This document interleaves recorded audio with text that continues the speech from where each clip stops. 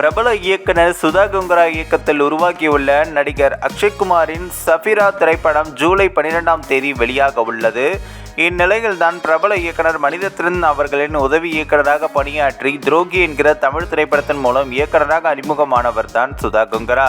இவருடைய இயக்கத்தில் வெளியான பல திரைப்படங்கள் சூப்பர் ஹிட் திரைப்படங்களாக மாறியுள்ளது.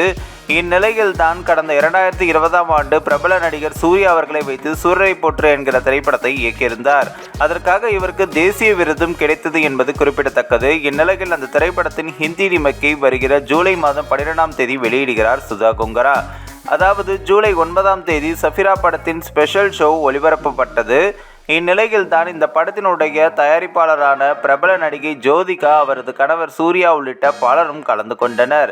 இசையமைப்பாளர் ஜிவி பிரகாஷ் மற்றும் இயக்குனர் சுதா கொங்கரா ஆகியோரும் இந்த ஸ்பெஷல் ஷோவில் கலந்து கொண்டனர் என்பது குறிப்பிடத்தக்கது. இந்த ஸ்பெஷல் ஷோவிற்கு வந்தபொழுது சூர்யா அவர்கள் அடுத்த திரைப்படத்திற்கான லுக்கில் இருப்பதையும் பார்க்க முடிகிறது. அது மட்டுமில்லாமல் நடிகை ஜோதிகா அவர்கள் ஸ்டைலிஷான லுக்கில் வந்திருந்தார் என்பது குறிப்பிடத்தக்கது. இந்த ஒரு வீடியோ குறித்து உங்களுடைய கருத்துக்களை நீக்க மறக்காம கமெண்ட்ஸ்ல சொல்லுங்க. நம்ம ஏஷியநெட் நியூஸ் தமிழையும் தொடர்ந்து ஃபாலோ பண்ணுங்க.